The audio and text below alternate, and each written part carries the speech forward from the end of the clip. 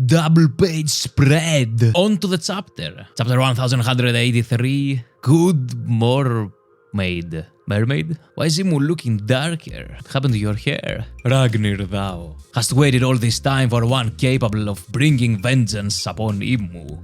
Is that not so? So Ragnir thinks Loki is the one to get revenge on Imu for killing the original Nidhogg? What is he rambling about? I've never seen someone so resilient. Loki, Straw Hat Luffy. Neither of ye could ever be Mu's soldiers. Because they can get Domi reversed, Mu will erase thee. Just like Dozan. Or Dozan. What? Who? The Will of Dozan. Imu is covering his glaive with an omen. Loki is about to do a new attack. Ragna, 2 Jin blades and 2 thunderbolts strike, while Imu is swinging around his weapon like a scythe, sword of wrath. Gram, and they strike each other. They seem to be on equal footing. We also see Zaza raining down upon the children. We're not letting you take them, we'll just save them. Wait, you guys stop moving. We need to do blood transfusions. That's Chopper. You'll die if we don't. They're trying to take my boy. My life doesn't mean a damn thing right now. Ripley replies, looking fierce. How do you defeat water though? That's why a water Logia always seemed too powerful. And also because half the world of One Piece is sea. Anyway, only 7 brats. Well, I guess that'll do. Let's go, Zaza. Hey, but don't forget Sanji and Zoro are there. Cut to the ice block containing Gunko's body. Brook, about that woman. The ice block remains unscratched, even though Imu shot an omen right at it previously. By the way, is that how the giants in Punk Hazard are frozen by the same technique?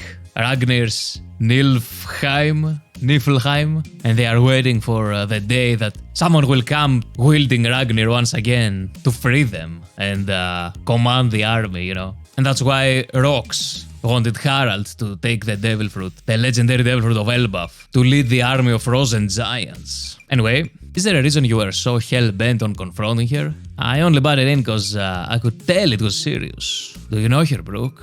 Is she an enemy from your past? She's not an enemy, but she's someone I hoped I never have to face again. It was supposed to stay that way. Now, I'm completely lost. Sounds like someone who broke your heart. If she's who I think she is, she'd be 77 by now. Then she can't be the same person. I mean, she's a celestial dragon. Yes, but the last time I saw her, she was departing for Mary Joa. She was a princess in my home kingdom. Ooh, are we about to finally learn about Brook's past? Brooks is still frozen solid. We can't tell if she's alive, but maybe that's for the best. Couldn't she just be a celestial dragon look-alike? None of this changes the fact that she came here to lay siege on Elbaf. True, but she's the one who released our restraints. She did. She came to her senses for a moment. Why would she do that? Ran Brook. She seemed to recognize me. And then she just turned back into a devil. It's almost like I've witnessed 3 different personalities. Hey yo, are we talking about Blackbeard now? Her original personality. The personality that saved us. And the demon form. So do you think she's been controlled? Back then, I wouldn't have thought of such a possibility, but after seeing how people are turning into demons today, I can't reconcile the conflicting feelings swirling through my chest, even though I don't have... Sorry if this is insensitive, Brook, but we need to know if she should be spared or killed, says Jinbei. Oh fuck, we're going to the flashback. It was honestly a really long time ago. She was just a kid, and I was so young. There once was a kingdom that fell, called Esperia. It was a country where music flourished. Instrument studios lined the streets. 70 years ago, West Blue, 4 a.m. 4 a.m.? We are partying hard. Some music is playing. 1, 2, 3, 4. Oh, when are we going to finally see Brook's eyes, bro? Waking up in the morning, it's a good mermaid. A new world's beginning. There's so many seas out there, I'd love to meet them all. Good mermaid. I've butchered your song, Brook, I'm sorry. Good morning, Esperia. Wow, so we're not partying. Brook's the alarm clock. Shut up, I'm dealing with a hangover. Let's sail again, baby. Okay. Good morning, Brook. Lil Gunko, I assume. The port people, the arena. What is that, a harp? It looks kinda like ancient Greek-like. Oh, how I long to meet a sexy mermaid one day. Sorry, Brook. It's Lord Brook. I mean, it's Lord Brook. Kick him out of the core. She'd steal my soul away. Somebody get me a gun! This is the country of instrument makers. Hesperia Kingdom. Brooke is fucking flying, playing music in the dawn, at the crack of dawn. Hesperia Palace. Captain, Senso, teach us how you do your swift slash. You do too much on Princess Shuri. How shameful. I've teach you all, haven't I? You have to master the basics before you can dream. Alrighty. I wonder what's dinner tonight. Alright, okay. Oh, there's the feature of being Sake. And Brooke without glasses. We finally see his eyes. And he looks like Blackbeard. I mean, he has that trademark thing of the eyelashes being only down, on the down part of the eye. Are you a David Jonesian? The ocean breezes guide our way far across. Okay, the eye can see. So he's singing Being Sake to Princess Shuri. Raider Captain, Guard Corps of Hesperia Brooke. 20 years old. We worked hard today. You think I got stronger? Just like Mama. Your mother is indeed super strong. Ah, Lady Candle, the light of my life. But look, falling for a married lady, Brooke. What are you saying? Love is freedom. Jesus. What the fuck is this? The king. King Leuven? He's like the kid of Wapol and Brûlé. That crown, though. That little crown. It's kinda like Remus, but you know, mini-sized. I'll execute you for treason. You're so harsh. Wow, bro. I mean, my majesty. Bro, is that your brother or your friend? You're scheming to assassinate me, aren't you? I would never. I'll just wait for nature to take its course. I guess it's actually your brother then. See, Brooke, just give up on my mommy. When I grow big, I'll marry you instead. Okay, I guess not. I don't really want a bride with a runny nose. I'm a one-woman type of guy. Your Majesty, I apologize for breaking up the fun, but riders from a gang are closing in from the port. Riders from a gang. Those not pirates? The corpsmen in the area are badly outnumbered. Who are they after? They're calling for Queen Candle. She's currently at the opera house in town. What? Could it be the Muron family? They've been after Candle for ages. Send out a message to Candle to not leave the opera house. All the snails at the opera house are on Do Not Disturb, as they should be. Brooke, you have to do something. You're gonna take Mama away. And the Muron family? That's strange. I met them at the harbor today. Opera Avenue. They're shooting down people in the street. Gang riders. Wait, they are actually riders. They're on horses. And they look like gangsters. Like this guy here. Fucking Scarface. Opera House. Ah, that was such a wonderful performance. Come on out, Candle. Don Muron. Mauron? Told us we can shoot you if you refuse. Today, we settle it. Once and for all. You'll finally learn to love our boss. Okay. We must make sure the queen does not leave the theater. These guys are very trigger happy. Wait, are they riding zebras? What the fuck? Brooke! Don't worry about it, my royal bro. Remember, our queen is strong. There's no chance they'll catch her. Anyways, that's it. It's a shame they didn't realize that when I ran into them at the port earlier, I already cut them. No. What? I already sliced them all down. What is this sorcery? And they're all defeated. How delayed can your slices be, bro? What the hell is this? Huh? Don't tell me these guys. They were already cut down. Then that means that was Captain Brooke Swift's slash. It was the 3-pace ham, not slash. Brooke, you're so cool. The queen's coming out. Let's see the queen. Over 70 years ago, there were two massive stars in the kingdom of Hesperia. One was the former commander of the Royal Guard Corps and the current queen, Candle. The other, though his music was widely disliked, would slash his target so swiftly they never even noticed they'd be cut. He's a master of the swift slash, the captain of the Battle Raiders, Humming Brooke. So that's Brooke before he went psycho, looking pretty cool. At this time, the kingdom was at peace. Well, I always thought that it was weird. We never saw Brooke's eyes. Even back when he was alive, he was always wearing sunglasses. And you know, of course, after that, he was just a skeleton with no eyeballs. So I figured it was important for some reason. Like, he had those hawk eyes, or, you know, the emu eyes. Something like that. But I guess that's also important. And makes more sense. If he has some Dave lineage. If we get the picture of young Blackbeard when he was in God Valley, side by side with this Brooke here, the young Brooke. Come on.